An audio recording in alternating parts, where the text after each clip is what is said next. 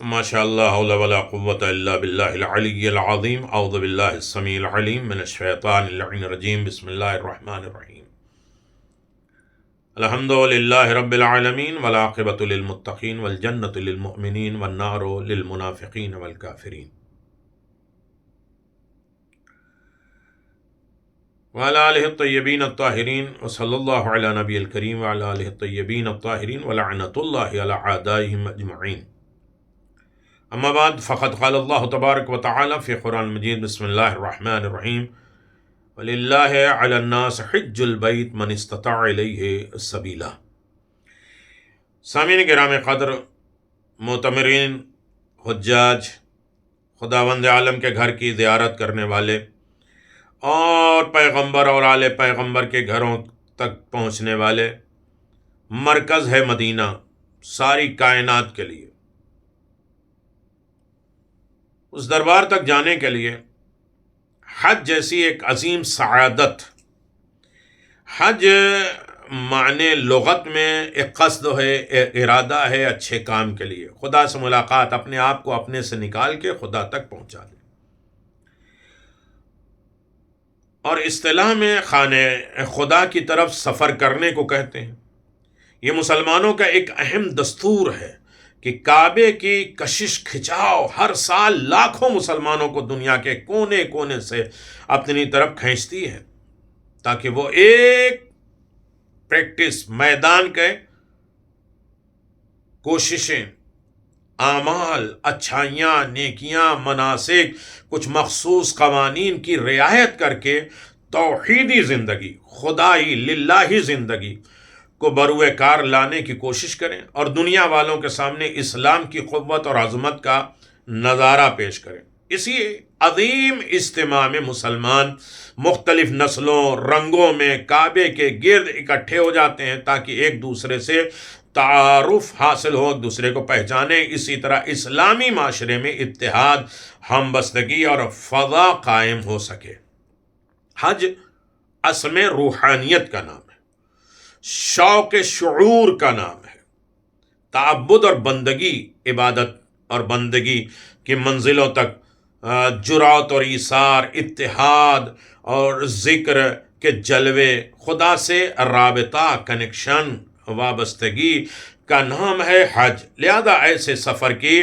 توفیق خدا جو افراد کے لیے بہترین موقع ہوتا ہے دیتا ہے تاکہ روحانی اور اخلاقی اعتبار سے خود کو پاک صاف کر دیں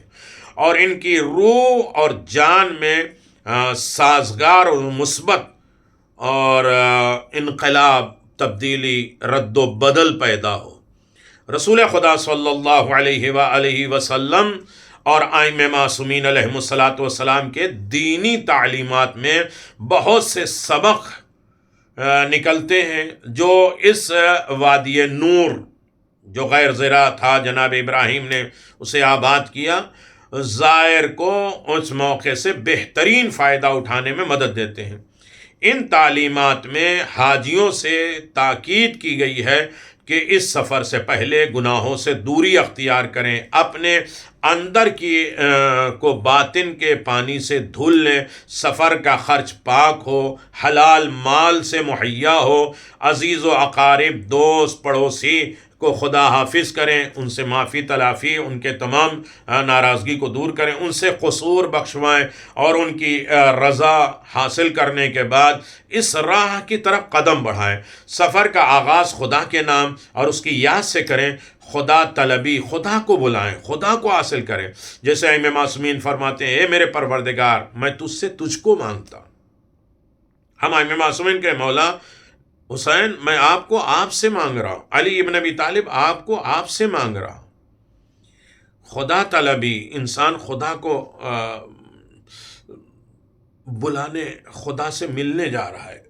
اور خدا کو دیکھنے جا رہا ہے، اس کی عظمت، اس کے صفات، اس کے کمالات سب مشاہدہ ہو.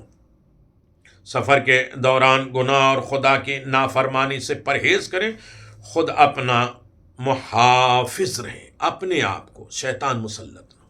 فکر غلط نہ ہو، توحید اور عقائد مضبوط. یہ فرامین ان پر عمل اس بات کا موجب ہوتا ہے کہ حاجی میں ایک بنیادی مثبت تبدیلی پیدا ہونے کا نتیجہ ہے وہ اپنے غلط برے ماضی سے دوری اختیار کر کے خود کو ایک صحیح اسلام زندگی بسر کرنے کے لیے آمادہ ہے۔ روایت میں حج کا مقصد حاجیوں میں روحانی اور اخلاقی اور تواضع اور انکساری کامیابی اور فلاح کے لیے خدا سے ان کی قربت حاصل کرے، اپنے تمام چیزوں سے خدا کے لیے خدا سے مدد مانگے۔ اگر حج کرنے والے روحانی اخلاقی تبدیلی اور اپنی اصلاح کے ساتھ الہی راہ میں قدم بڑھائیں تو اس عظیم جمعیت کو دیکھتے ہوئے جو ہر سال عمرہ اور حج سے مشرف ہوتے ہیں، بلا شبہ یہ تبدیلیاں خانوادے اور معاشرے میں بھی پیدا ہوں گی اور پیدا ہوتی ہیں۔ جو مسلمان بھی حج کے لیے جاتا ہے، اگر یہ فیصلہ کر لے کہ سفر کے دوران اور واپسی میں اسلامی اخلاق کی رعایت کرے گا، حرام کاموں سے پرہیز کرے گا اور دینی اور واجبات جیسے خدا چاہتا ہے عمل کرے گا، اور اسی فکر اور خیال کو وہ اپنے اولاد، عزیزوں اور دوستوں اور ساتھ کام کرنے والوں میں منتقل کرتا ہے، ٹرانسفر کرتا ہے، تو یقیناً حقیقی طور پہ، قطعی طور پہ معاشرے میں بڑا اخلاق بدلے گا، تبدیلی آئے گی، دشمن اپنے تہذیب، تمدن اور میں حملے میں ناکام رہ جائیں گے۔ یقیناً یہ ایک طرح سے تعارف ہے حاجیوں کے لیے، زائروں کے لیے، خدا کے گھر کی زیارت کرنے والوں کے لیے، حاجیوں کی رہنمائی کے لیے اور متوجہ کرنے کے لیے اپنے آپ کو اور دوسرے لوگ، تاکہ یہ سفر کی نورانیت اور برکتوں سے انشاءاللہ مالا مال ہو سکے۔ والسلام علیکم ورحمۃ اللہ وبرکاتہ۔